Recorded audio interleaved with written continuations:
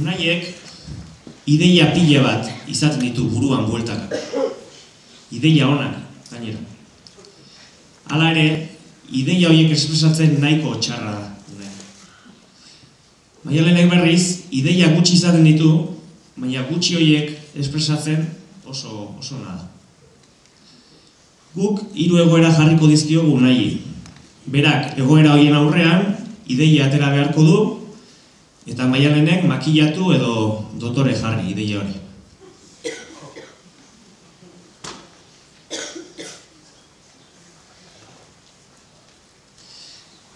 Lehenengo egoera izango da, Unaiek maitasun gutun bat nahi du idatzi edo egin.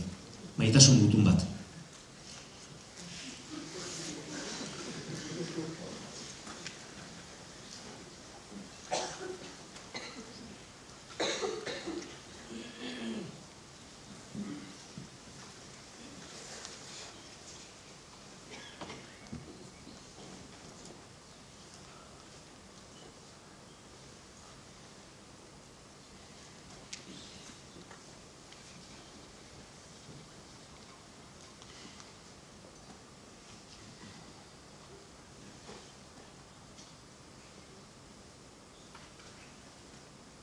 Uda berria daukat barruan, jonkituta dut odola, ta beste hori egun osoan, argizari dariola. Maite minduta ta empalmatuta, nagonin nolabait ola, labur biltzeko esango nuke, enan palmauta nagola.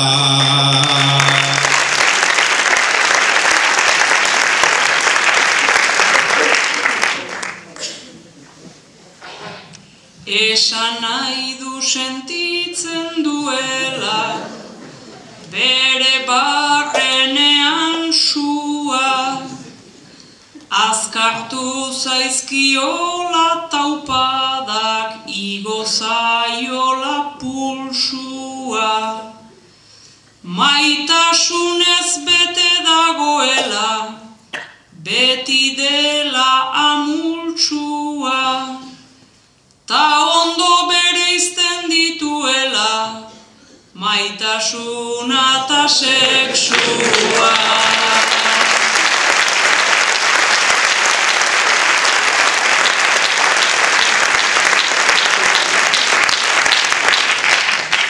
Bigarren egoera, Unaiek kaleratze edo despido gutun bat idatzi behar du. Kaleratze gutun bat.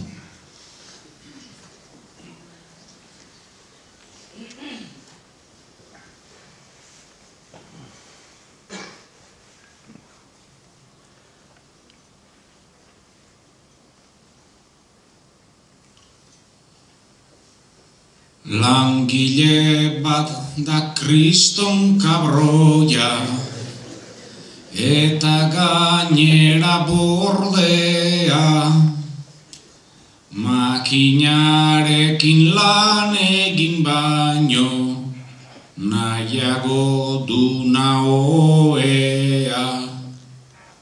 Kanporatu behar dut berata, bere lagunen oldea, kabroi horrek etzun ba euki nahi, nik baino kotxe hobea.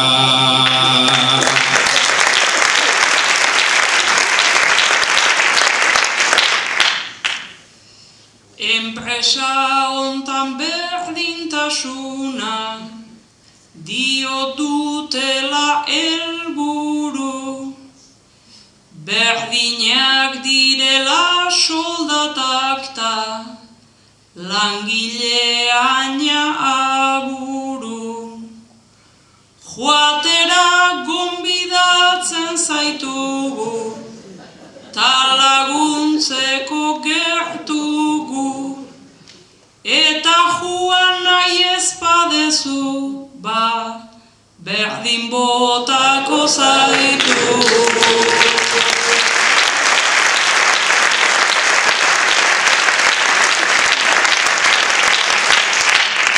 Eta azkenik, Unai bueltaka dabil bere buruan, bere epitafioan, ero bere hilobian ze jarri.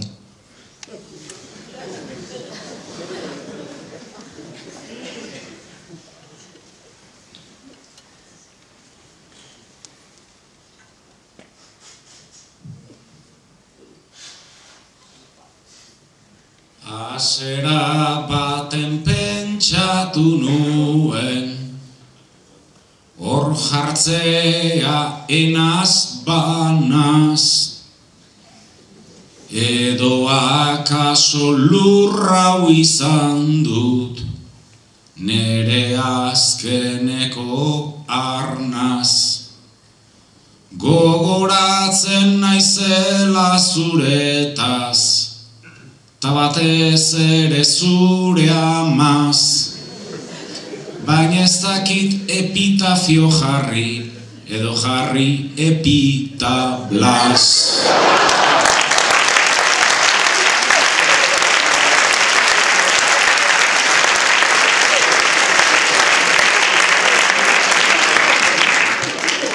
Jarri nahi zuen barrio sesamo, ikusten zula oso maiz, horrek sortu ziola hainbat gauza, egin ziola hainbat gaitz.